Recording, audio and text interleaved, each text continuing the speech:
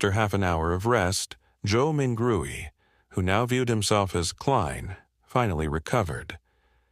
In the meantime, he found that there were now 4 black dots on the back of his hand, which happened to form a small square. These 4 black spots faded and disappeared quickly, but Klein knew that they were still hiding in his body, waiting to be awakened. 4 spots forming a square? Is it in correspondence with the 4 pieces of staple food at the 4 corners of the room? Does this mean that in the future, I don't need to prepare the food and can do the ritual and chants immediately? Klein made a guess.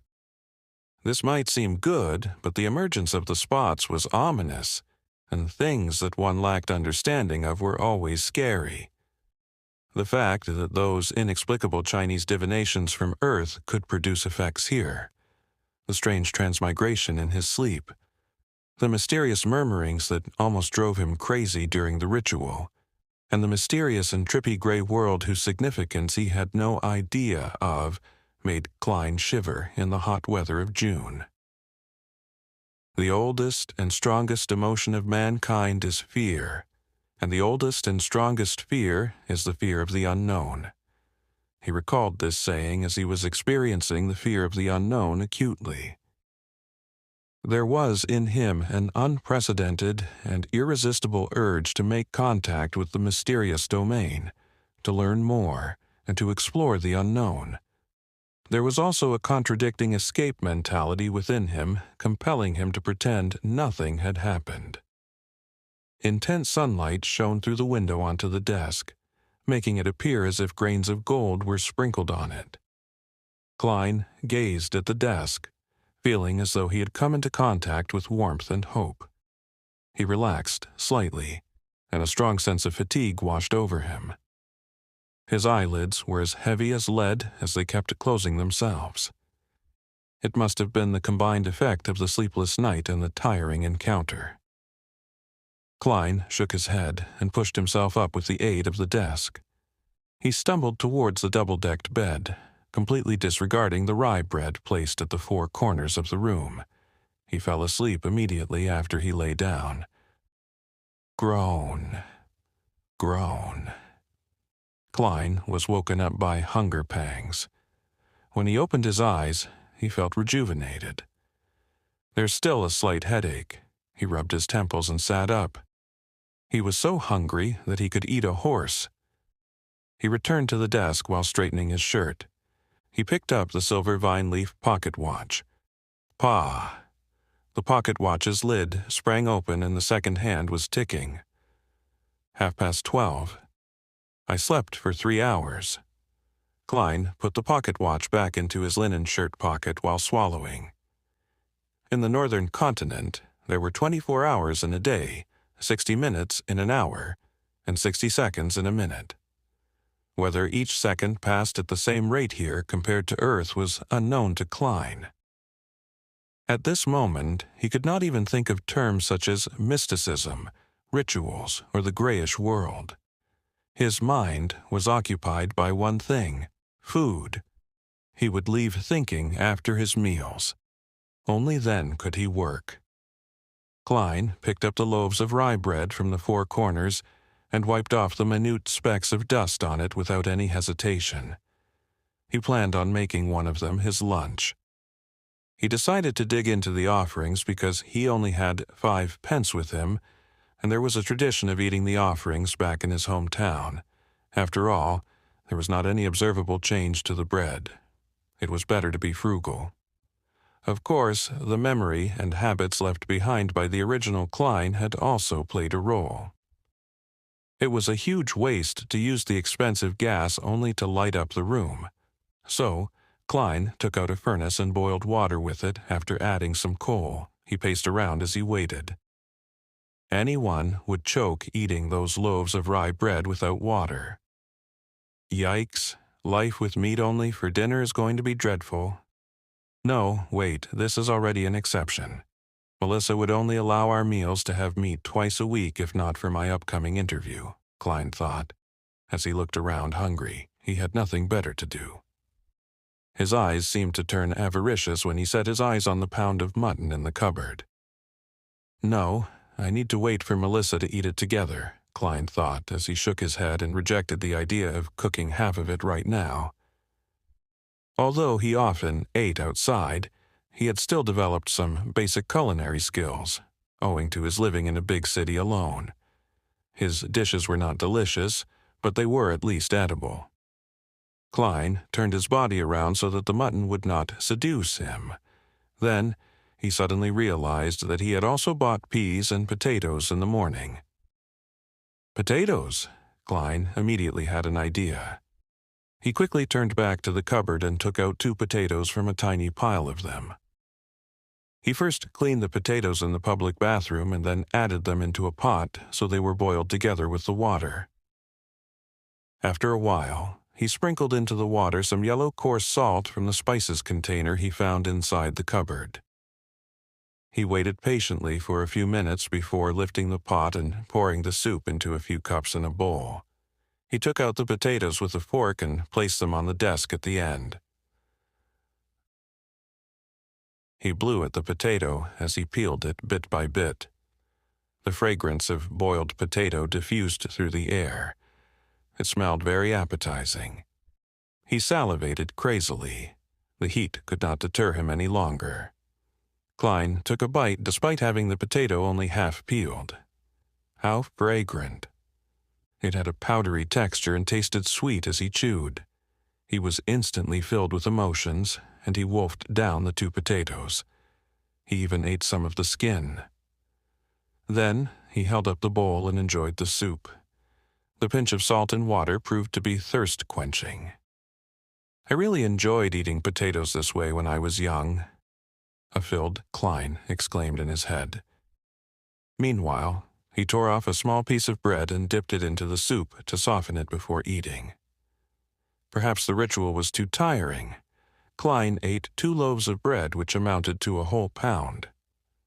Klein felt he was finally rejuvenated. He enjoyed the joy of life after he drank the soup before tidying up. Then he took in the lustrous sunshine happily. He sat back at the desk and began planning. I can't escape. I must think of a way to come into contact with mysticism and become a beyonder, as mentioned by Justice and the Hanged Man. I need to overcome the fear of the unknown. The only way now is to wait for the next gathering. I need to see if I can learn the formula of the spectator potion or other things related to mysticism. There are 4 more days before Monday. Before that, I need to first figure out the problem with Klein. Why did he commit suicide? What happened to him? Unable to transmigrate back and wash his hands of everything, Klein picked up the notebook that lay on the table. He wanted to find hints that could help him regain his lost memory fragments. The original Klein obviously had the habit of taking notes. He also liked to write diaries. Klein was fully aware that the cabinet that supported the desk on the right stored a whole stack of completed notebooks. The book he had began on the 10th of May. Matters regarding his school and mentor, as well as content pertaining to knowledge, were at the beginning. The 12th of May. Mr. Azik mentioned that the common language used by the Balam Empire in the southern continent also developed from ancient Fasak, a branch of Jotun. Why is this so? Does this mean that every sentient living being once spoke the same language? No, there has to be a mistake. According to the Revelation of Evernight and the Book of Storms, giants were not the only hegemons of the world in primordial times. There were also elves, mutants, and dragons. Anyways, these are just myths and fantasies. The 16th of May. Senior Associate Professor Cohen and Mr. Azik discussed the inevitability of the Age of Steam. Mr. Azik opined that it was just a coincidence, because if it wasn't for Emperor Roselle, the northern continent would still be wielding swords like the southern continent. Mentor argued that Mr. Azik had placed too much emphasis on the contribution of an individual. He believes that, with progress, even if there wasn't an Emperor Roselle, there would be an Emperor Robert. Therefore, the Age of Steam might come late, but eventually come nevertheless. I found little meaning in their discussion. I prefer discovering new things and unraveling the hidden past. Perhaps I am more suited to study archaeology than history. The 29th of May. Welch found me and told me that he had acquired a notebook from the Fourth Epoch. Oh my goddess, a notebook from the Fourth Epoch. He didn't want to ask the archaeology department students for help, so he came to Naya and me to help him decode the contents. How can I refuse? Of course, I can only do it after my graduation defense. I can't afford diverting my attention at this stage. This caught Klein's attention. Compared to the notes about history and viewpoint disagreements, the appearance of a notebook from the Fourth Epoch might have led to Klein's suicide. The Fourth Epoch was the epoch before the present Iron Age. Its history was mysterious and incomplete, due to the fact that very few tombs, ancient cities, and records had been found. Archaeologists and historians could only refer to the ambiguous records provided by the 7 major churches that centered around their religious teachings to roughly form the original picture. They knew the existence of the Solomon Empire, the Tudor dynasty, and the Trunsoist Empire. Having set his sights on solving the mystery and restoring history, Klein didn't have much interest in the first 3 eras, whose roots were closer to legends.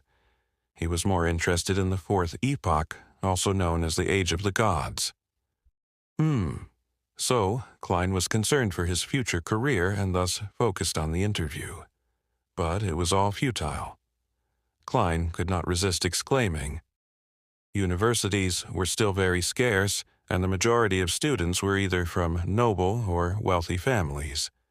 As long as he did not have an extreme mindset, a commoner who had been admitted into university would have been able to build precious social connections through group discussions and networking events despite the prejudice and exclusion from the entrenched social circles. The very generous Welch McGovern was an example. He was the son of a banker from Constant City, Mid-Seashire, Lowen Kingdom. He was used to asking Naya and Klein for help because they were always in the same group for work. Without thinking further, Klein continued reading the notebook. The 18th of June, I have graduated. Farewell, Koy University. The 19th of June. I have seen the notebook. By comparing sentence structures and root words, I discovered that it is a modified form of ancient Faesac. More precisely, over the course of its 1,000-year history, the Faesac language had changed constantly, a little at a time. The 20th of June. We have deciphered the contents of the first page. The author was a member of a family called Antigonus. The 21st of June. He mentioned the Black Emperor. This is anachronistic with regards to the time this notebook is deduced to be written. Is Professor wrong? Is Black Emperor a common title for every emperor of the Solomon Empire? The 22nd of June. The Antigonus family apparently had a very high standing in the Solomon Empire. The author mentions that he was making a secret transaction with a person named Tudor. Tudor? Is it related to the Tudor dynasty? The 23rd of June. I am trying to restrain myself from thinking about the notebook and going to Welch's place. I need to prepare for the interview. It's very important. The 24th of June. Naya tells me that they have found something new. I think I need to check it out. The 25th of June. From the new deciphered content, the author had accepted a mission to visit the nation of the Evernight, situated at the summit of the highest peak of the Hornatzis mountain range. Oh my goddess! How can a nation exist at the summit of that peak which is over 6,000 meters above sea level? How do they survive? The 26th of June. Are these strange things real? The record ended at this point. Joe Mingrui transmigrated in the early hours of the 28th, which means to say that there was indeed an entry for June 27th. It's that line, everyone will die, including me. Klein flipped to the page he first saw when he arrived, feeling goosebumps while he made the deduction. In order to solve the mystery of the original Klein's suicide, he thought that he should visit Welch and take a look at the ancient notebook. However, with a lot of experience from novels, movies, and TV drama series, he suspected that if they were really related, this visit would be very dangerous. Those who went investigating castles despite knowing that they were haunted served as a warning. However, he had to go since escaping would never solve the problem. It would only make things worse until it welled over and completely drowned him. Perhaps call the police, but claiming to have committed suicide would be silly, right? Knock, knock, knock. There was a series of quick and forceful knocks. Klein sat straight up and listened. Knock, knock, knock. The knocks echoed through the empty hallway.